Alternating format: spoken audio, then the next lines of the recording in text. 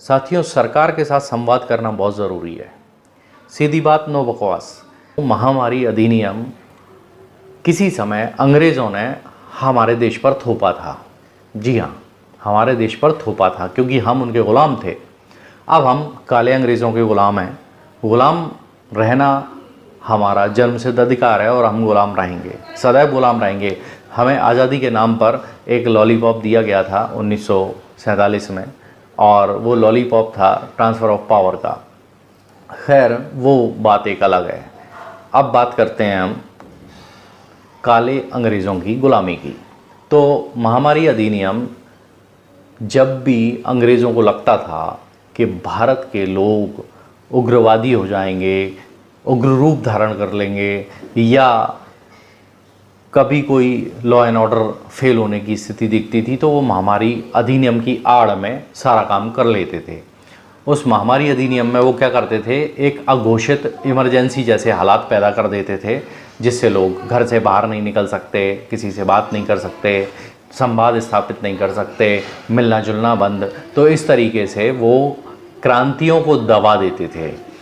ठीक वही अब इस समय हो रहा है। नोबेल पुरस्कार से सम्मानित एक बीमारी हमारे देश में चाइना से इंपोर्ट की गई है, और उस नोबेल पुरस्कार से सम्मानित बीमारी को एक महामारी अधिनियम के तहत पूरे देश में अलग अलग सर्कुलर, अलग अलग राज्य की सरकारों ने जारी करके, अलग अलग प्रोटोकॉल जारी करके लोगों को भारी मुसीबत में डाल दिया है। आप मास्क लगाए बिना कहीं नहीं जा सकते। अब मास्क की सेलिंग बढ़ गई। आप हाथ सैनिटाइज करे बगैर कहीं भी किसी भी ऑफिस में नहीं जा सकते। जैसे हम घर से तो बिना नहाए आए हैं, या फिर हम घर से बिना साबुन से हाथ धो करके आए हैं, तो भाई 20 मिनट बाद फिर जाओ और फिर दोबारा से हाथ सैनिटाइज़ करो। बार बार हाथ सैनिटाइज़ करके भले ही स्किन ख़राब हो जाए आपकी, भले ही आपके प्रतिरोध तंत्र की ऐसी की तैसी हो जाए, लेकिन सरकार ने जो सर्कुलर जारी किया है उसका पालन आपको करना पड़ेगा। नहीं करेंगे तो पुलिस वाले आप में डंडे मारेंगे। चलिए, इमरजेंसी के हालात पैदा कर दिए गए, सब कुछ कर दिया गया। आपने सारी चीज़ें बंद कर दी, आपने ट्रेन बंद कर दी, बस बंद कर दी, आपने लॉकडाउन लगा दिया। ऐसा लॉकडाउन जो समझ से परे है। इसके बाद बाकी के दिन जब खुलेंगे तो उसमें भी एक टाइम टेबल रहेगा। रातों में जैसे शहंशाह निकलता था, अंधेरी रातों में सुनसान राहों पर एक मसीहा निकलता था, तो यहाँ पर वैसे ही नोबेल पुरस्कार से सम्मानित बीमारी निकलती है। इलाज के दौरान कई लोग भगवान को प्यारे हो गए, लेकिन ये क्या वास्तव में उस पुरस्कार से सम्मानित बीमारी के कारण हुआ, या फिर ये इसके पीछे कोई गहरी साजिश है?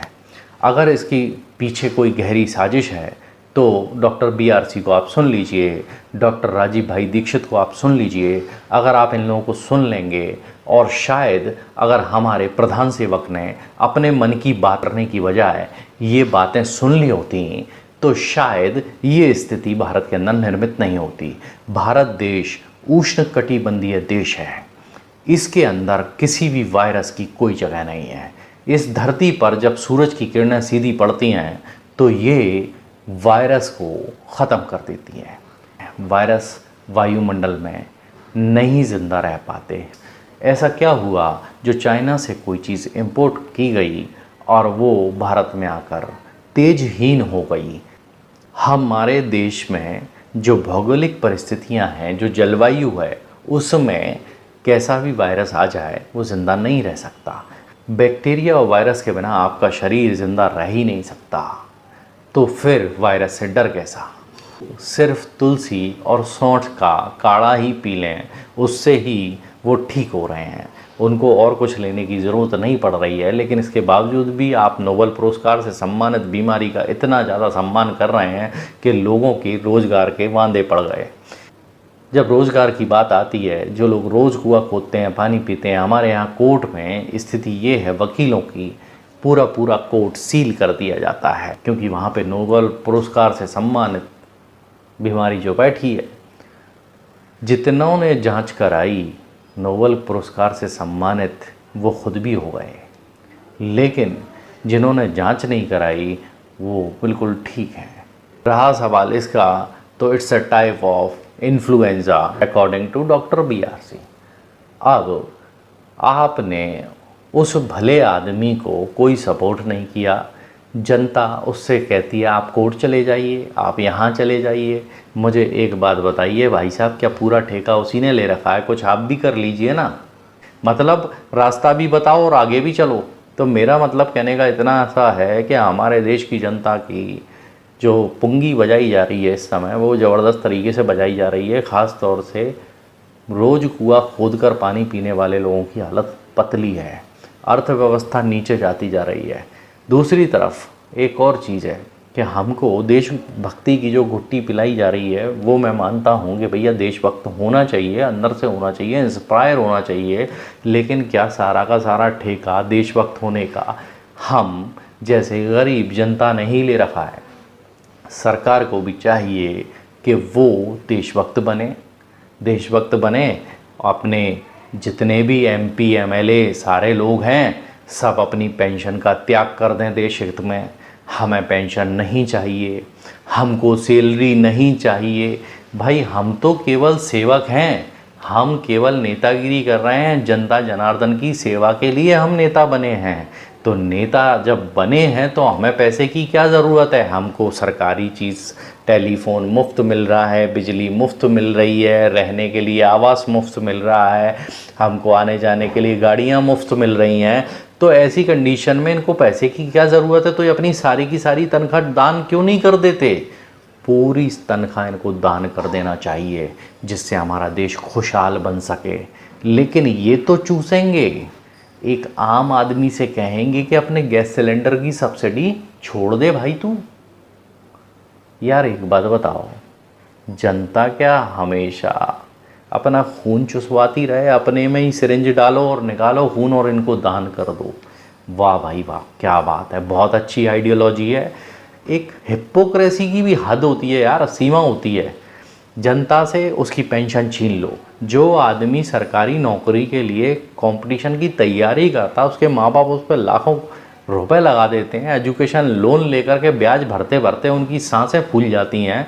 और ऐसी कंडीशन में जब उसको सरकारी नौकरी मिल जाती है, जिस दिन उसको लात मार के निकाला जाता है, बोलते हैं भाई साहब हमारे पास कोई पेंशन भी नहीं है आपके लिए। क्या है यार? और आप 5 साल सेवा करते हो, पेंशन ले आओ, पेंशन ले आओ।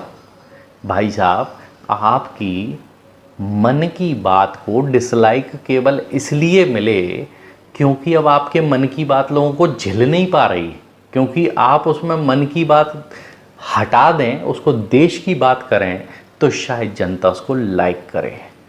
खैर, सरकार यूं ही चलती रहेगी।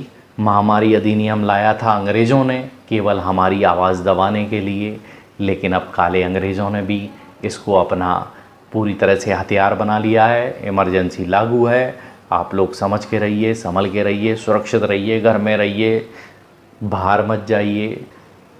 शराब आप बेचोगे, शराब की दुकान पे लाइन लगेगी, वहाँ पुरस्कार से सम्मानित बीमारी नहीं आएगी, क्योंकि वो जानती है कि ये सरकार के हित में है। यहाँ शराब जो लोग पिएंगे उससे देश की अर्थव्यवस्था सुधरेगी, तो वहाँ पर वो नोबेल पुरस्कार से सम्मानित बीमारी भी नहीं जाएगी। कितनी अच्छी बीमारी है, मैं इसको सबसे अच्छी बीमारी मानता हूँ।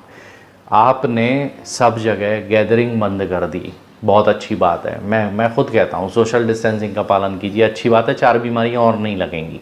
लेकिन एक बीमारी की आड़ में पूरी जनता की जो कमाई का ज़रिया है उसको ख़त्म मत करो। न्यायालय की स्थिति ये है इस देश में इस समय, लॉकडाउन हर 7 दिन का बढ़ता चला जा रहा है, बढ़ता चला जा रहा है, बढ़ता चला जा रहा है। तो क्या नोबेल पुरस्कार से सम्मानित बीमारी सिर्फ न्यायालय में ही फैली है? उन अस्पतालों में नहीं फैली जहां इस बीमारी का सम्मान हो रहा है? वहाँ के डॉक्टरों का काम तो नहीं रोका, वो तो तनख्वाह भी ले रहे हैं। प्राइवेट लोग हॉस्पिटल में हॉस्पिटलाइज करके लाखों रुपए भी गिन रहे हैं। वकीलों के दफ्तर पे ताले क्यों? या फिर न्याय के मंदिर में ताला क्यों? जवाब दीजिए। हम जनता हैं, सवाल करेंगे भाई, और हमारे सवालों का जवाब आपको देना पड़ेगा।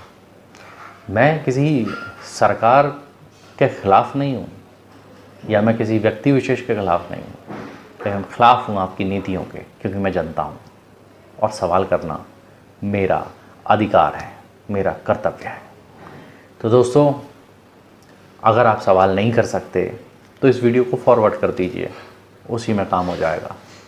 चलिए मिलेंगे अगले वीडियो में। जय हिंद।